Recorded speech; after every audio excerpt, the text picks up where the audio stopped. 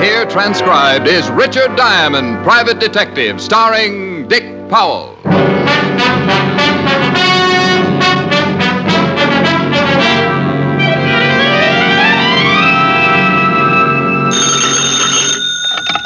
Diamond Detective Agency. We make homicide pay for $100 a day. Oh, that's pretty terrible. Oh, you should catch me on a bad day. Nothing. Am I going to see you tonight? Not if you keep turning out the lights. Who turns out the lights? Oh, well, what difference does it make? It's fun. I'll expect you at 8 and you be here. Honey, of course. How's business? Oh, about as dull as 50 miles of dirt road. We'll have dinner home. Bless your little pointed head. And your empty pocketbook. Uh-oh. What? Mr. Diamond? Yes, sir. Come right in, will you? Pull up an old bank book and have a seat. Thank you. Client? Well, keep a good thought, honey. You may be gorging yourself at 21. Bye. Bye. I'd like to hire you, Mr. Diamond. Well, I'd love every minute of it. I charge $100 a day in expenses. All right. He reached for his wallet. While he was counting his money, I was looking at him. This was the biggest man I'd ever seen. I was getting a nosebleed just trying to see over the second button on his vest. He had a pair of shoulders that looked like the mayor should lay a cornerstone for them, and the muscles under his coat stood out like smuggled shot puts. My name is Collins. I'm B.E. Rawlins, private secretary. Oh, is that the B.E. Rawlins? Yes, he's a very wealthy man. Well, there's an understatement. He wants to retain you to find his brother, Martin. He does, huh? Would you mind coming with me? Mr. Rawlins would like to see you in person. Well, tell me a little more about Rollins' brother. I'd rather let Mr. Rawlins do that himself. I'd rather hear some of it from you first. I don't want to see Rollins if I'm going to turn down the job. Very well. Mr. Rawlins' brother Martin was released from prison 5 days ago. Mm-hmm. Yesterday, he sent a letter threatening Mr. Rawlins' life. Oh, and your boss wants me to find his brother before he makes good the threat. Is that it?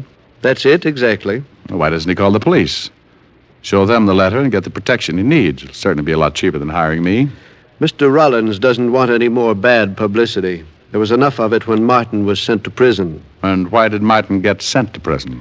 He embezzled $100,000 from the company funds. Did Rollins try to save him? He was guilty. Mr. Rawlins prosecuted him to the full extent of the law. Was the money ever recovered? No. Goodbye, Mr. Collins. You won't take the job?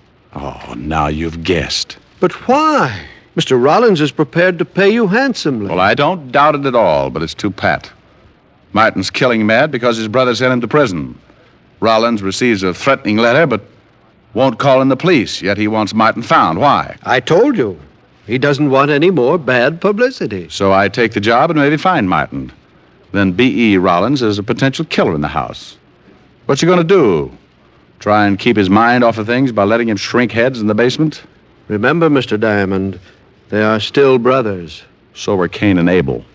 You mean you think Mr. Rawlins intends to kill his brother, and that's why he wants you to find him? Well, that's a little crude, but it's certainly a possibility. That's utterly absurd. Maybe so, but no one would blame him.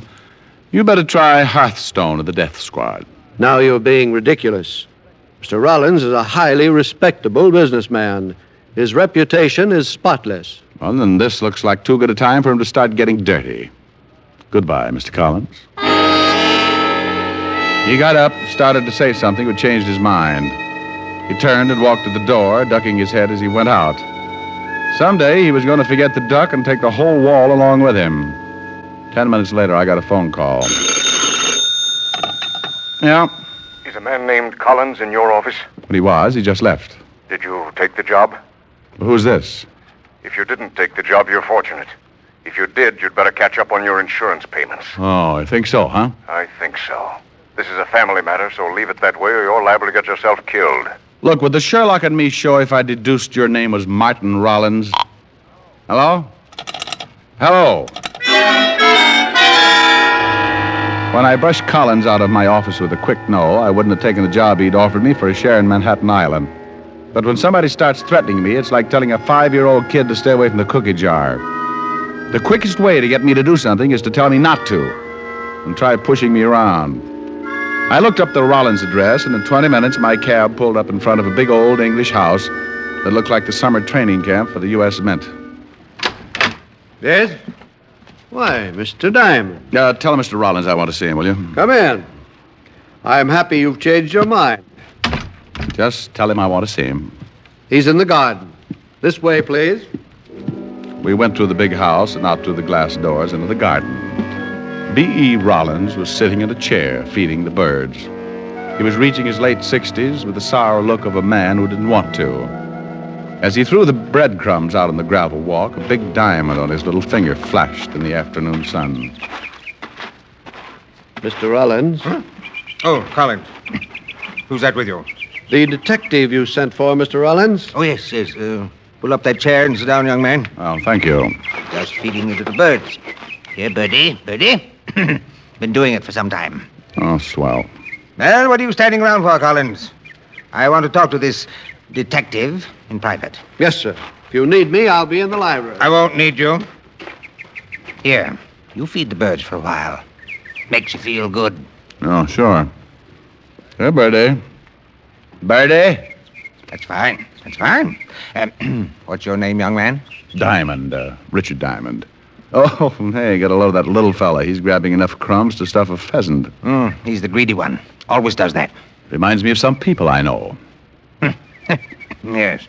Well, Mr. Diamond, I suppose Collins told you why I wanted to see you? Yeah, and I can't say I wanted the job at first. So Collins tells me. What changed your mind? A phone call.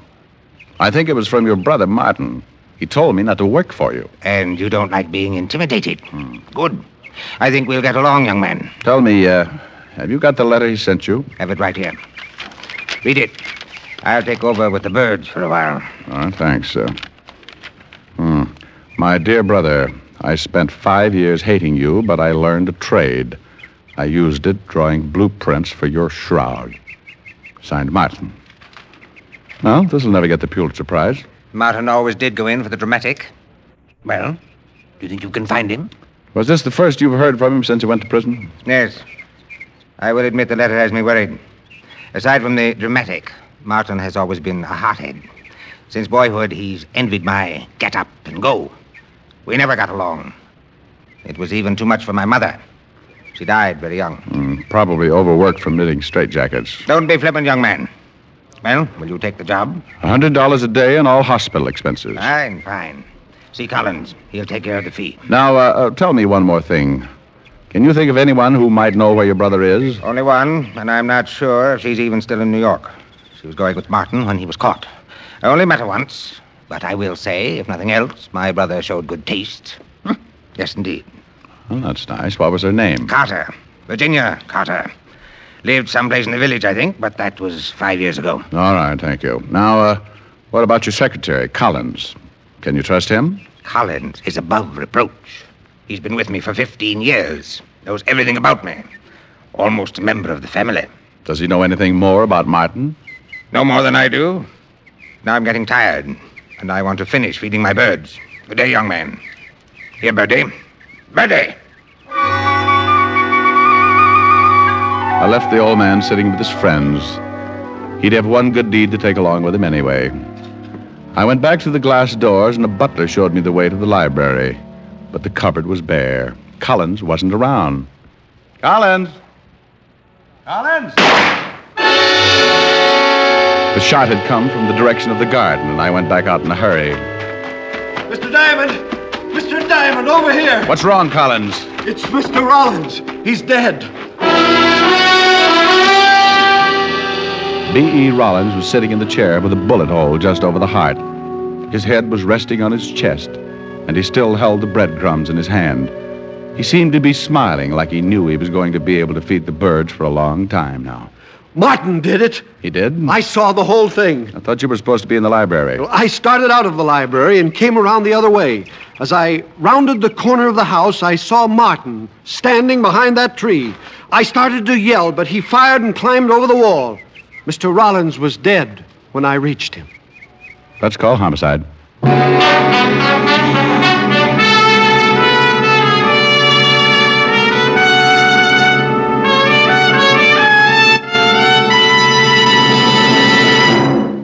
Before we continue with Richard Diamond, private detective, here are a few words about smoking enjoyment. Not one single case of throat irritation due to smoking Camels. That's what noted throat specialists reported in a coast-to-coast test of hundreds of people who smoked only Camels for 30 days. That's how mild Camels are. Make your own 30-day Camel mildness test. Smoke only Camels for 30 days and enjoy the rich, full flavor of Camel's costly tobaccos. And see for yourself how mild Camels are pack after pack.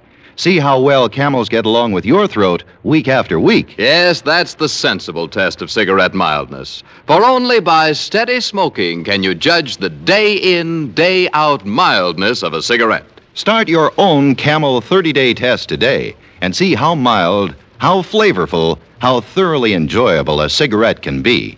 You'll find out why people say, once a Camel smoker, always a Camel smoker. How mild, how mild, how mild, how mild, how mild can a cigarette be? Make the Camel 30-day test, and you'll see. Smoke Camels and see. And now back to Richard Diamond, private detective, starring Dick Powell.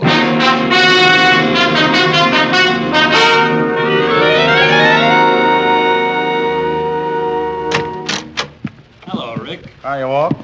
Well, the great private detective. What do you want the police force to do for you now? Get rid of one of their stupid sergeants? Now, I don't like... it is? Okay. Okay, yeah. This is Mr. Collins, Walt. Lieutenant Levinson, Mr. Collins. Hello, Mr. Collins. How do you do, Lieutenant? The body's in the garden. B. Rawlins, huh? Yep, big time. Rawlins Investments. That's right, Lieutenant. Any idea who killed him? Mr. Collins here says it was Rollins' brother. That's right, Lieutenant. I saw Martin shoot Mr. Rawlins. There he is. Gee, on such a nice day, too. Isn't Otis a dream? Oh, such a one. Well, right over the heart. Otis, you go... What are you doing, Rick? It was a letter from his brother. A letter? Sure, I read it myself. Holy Ike, it's gone. We searched the whole garden for the incriminating letter and came up with a big fat zero. Then I remembered something that the old man had told me about Martin. Something about a girl named Virginia Carter. I questioned Collins, but he didn't know her. So I put the old mind to work and became my usual shrewd self. I went back in the library, grabbed a phone book, and found the only Virginia Carter listed. It was a wild, long shot, but I grabbed a cab, and 40 minutes later I was standing in front of her door. When she opened it, I got the quickest scalding in history. Hello. Oh, I bet you have a hard time finding something to wear in July. You like it? It's French silk. Love it, love it. What's on your mind? Virginia Carter? Mm-hmm. Now, if you'll stop panting long enough, maybe you'd like to tell me what you want. Well, I'd like to know about Martin Rollins. Oh, I have not seen him in years. Maybe you've got a picture of him? I've got lots of pictures. Mm-hmm. Maybe there is one of Martin someplace. Well, let's look through the whole flock. I've got lots of time. Before I let you in, you better tell me your name. I don't want you to steal anything from me. Baby, if anybody stole something from you, they get their fingers burned off at the elbows. Mm-hmm. You can come in. She opened the door and walked ahead of me like she'd just oiled her sacroiliac. She led me into the living room and sat down. The shades were drawn. I had a hard time finding the couch. Right here. Oh, wow. Well, how do we look at the pictures? With a magic lantern? I thought maybe you wanted to relax for a minute. Well, put something in a glass. I'll cool down. I don't drink. I never keep this stuff around. Well, that doesn't leave you much of a field. Or what do you major in? Cigarettes. Have a Camel? Oh, yes, anytime. I haven't got a match. Well, just hold on to it. It'll light up.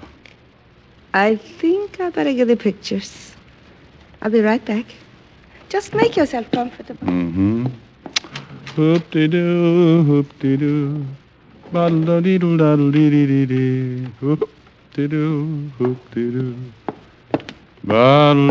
start with these. If Martin isn't in this pile, I've got lots more. You're not in a hurry, are you? No, not a bit. Good. This might run into overtime. There was one trouble with the setup. Looking at the pictures with her sitting close was like trying to read a mail order catalog in front of a blast furnace. She handed me one picture at a time, describing each guy in the photographs. I've seen draft boards with smaller clienteles. Several times she stopped and looked at one of the pictures like Diamond Jim eyeing a 10-course meal, then passed the guy to me. After 24 photographs, I started thinking she was the reason for the rise in the vitamin market, and I was just going to mention an old snapshot I had of myself when she thumped one of the collection with a polished fingernail. Martin Rawlins, here he is. Well, he figured to show up sooner or later. How long ago was this taken? Well, I could not say exactly, but I'd guess about 6 years. Well, you should keep a file. How'd you get along with Martin? All right, I guess. He had money, and he showed me a good time. What else do you know about him? He has a brother with a checking account at Fort Knox. Any unusual habits? Yes, but they wouldn't help you find him. Oh, yes, he used to play saxophone. A hobby? No, not exactly. He played around town with several other small bands. He was a nut on jazz. Did he make money at it? I guess so. Well, thanks, baby. I'll stop around again sometime and take a look at your parlor. I'll spin a nice soft web. Mind if I take Martin with me? Not if you bring back a picture of yourself. Maybe I'll just bring my camera. You can take it. Good. That's why I keep the room so dark. I like to develop things. I hated to leave, but my hair was on fire. She'd given me one lead. Martin was a musician of a sort, and sometimes he made money at it. I started to cross the street to catch another cab, and I was halfway there when I heard the car. That was an old trick. You drive by fast, open your door, and if anyone is in the way, he winds up with a face full of automobile. I picked myself up and thought about chasing him, but he was so far down the street I couldn't even get the license number. I grabbed a bug-eyed cabbie and had him take me to local 802 of the Musicians Union. I went in, and a little short guy with a twitch looked up at me from behind a big desk. Something I can do for you, Pops? Bad twitch. Yeah, too much bop. Tell me, do you know a Martin Rawlins? Plays the sax? Has he got a card? He makes money. Then if he ain't, you better have. I'll see if he does, will you? I'm an old friend. I'd like to get in touch with him. You look like a cop. And I've got a shiny little badge. Oh, wait a minute. I'll see what I can find. Cop, huh? Now look what you done. You got me twitching more than ever. Between twitches, he found what I was looking for. Martin had just renewed his card. It didn't show a home address, but his mail was being sent to one of the swing joints on 52nd Street. I said thanks and left him in the middle of another twitch. I walked out on the sidewalk, looked at the long gray shadows stretching out from the tall buildings. One of them moved and ducked around a corner. I was being followed.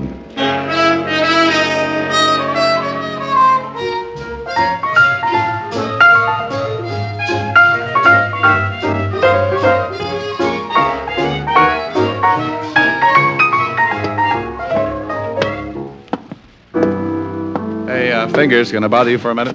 No, but you can talk to me. Move in, lean on the piano. Good. You know a Martin Rawlins? Well, sure, he blows here. Which one is he? He's off tonight, got a phone call and took off. You know where he lives? Yeah. Well, here's 5. Come down and remember the address. What do you want him for? Here's another 5. What difference does it make? Solid. He's got a little pad on 5th Street, 59 East. Now, don't put me on, Dad. You got troubles? I'm going to ask him. Crazy. I like his style. And when you got time, drop back and listen to the band. I don't think I could stand the altitude. Crazy guy. I went out fast, and 10 minutes later, I was standing in front of Martin Rawlins' apartment. I tried my knuckles and waited. I tried again and put my ear to the door. I didn't hear it at first because it was so faint. A light scraping sound like rope over wood. I tried the door.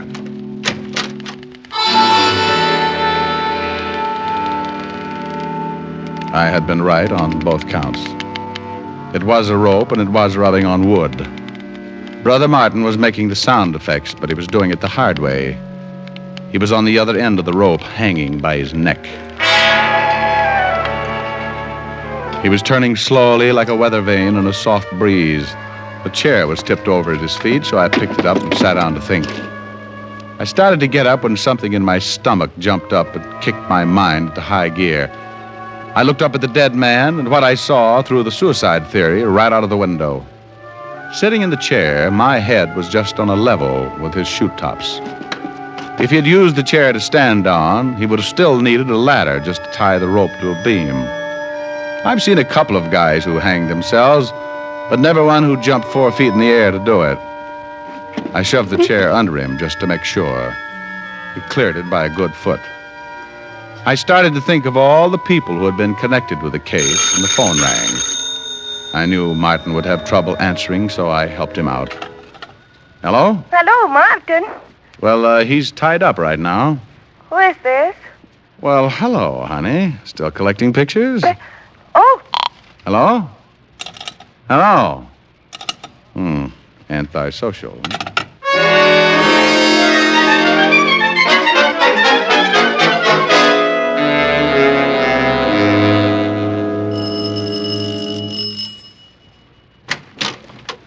Mr. Diamond, did you bring your camera? We'll play Spin the Bottle some other time. How did you know my name? What? You gave it to me this afternoon. You're a bad liar, baby, and look out, I'm coming in. Now, wait a minute. I'm expecting someone. Well, if it's who I think it is, you better hide all the rope in the house. Now move it out of the way. Oh, You heard from Collins yet? I don't know what you're talking about. Now get out of here. Collins, Rawlins' secretary, just killed Martin Rawlins. He stretched his neck out so far he started looking like an ad in National Geographic. What? Yes. He strangled him first, then stood on a chair and hung the body to a rafter. How do you know Collins did it? Because he forgot he's a foot taller than most guys. He gave Martin a boost, left him hanging too high. What's that got to do with me? Well, I think Collins knew I'd come to you. I think he promised you the moon if you fingered Martin Rawlins.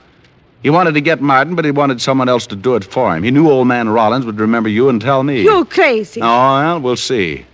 How much did Collins promise you? He didn't promise me a thing. You don't think he's going to let you go on breathing when he finds out the law is after him? You're the only hole in his story. Wait a minute. He just left Martin waiting for oxygen. He's probably on his way here right now. He didn't say anything about killing Martin. I want to get out of this mess. Now, that's better. Tell me everything you can. Well, he met me about 3 months ago at a party. We started to see each other. One day he told me he was in some kind of trouble and asked me to help, and I said I would. He told me that he had been in a deal with Martin and that Martin had gone to prison for it. So Martin had come back and wanted his share, is that it? Yes. He promised me 50... It all happened in the time it takes you to change your mind. He must have come in through the kitchen and started shooting. She went down like a diver with a bends and died on her face. He was trying for me when I jumped to one side and knocked over the only light burning in the room. He came close, but the flash of his gun gave me his position, and I threw enough lead to start a pipeline. He stumbled back into the kitchen, but he was dragging it. I heard him drop, and I moved in after him. The moonlight slanted down through one of the windows and splashed out on the hard floor. He was lying in it, on his back, like he wanted to get that far anyway. Don't try again, Collins. I still feel like shooting. Forget it. No reason to kill you now. Before you close your eyes, tell me something. Better make it quick. Why didn't you go out and get Martin Rawlins yourself? Why hire me to find him? I didn't want anyone to know I was looking. You were the alibi.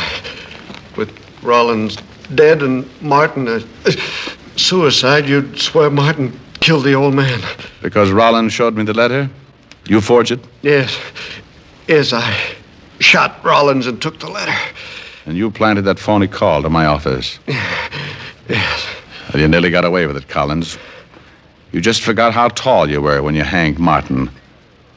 I thought sure Martin was the one who was trying to run me down. I'm a rotten driver. How bad is it? You must have been a good cop. I caught all three. It should be raining out. Too nice a night to die. Not a cloud in the sky. Must be nice to look at. No. Keep standing up. You'll never see it from down here.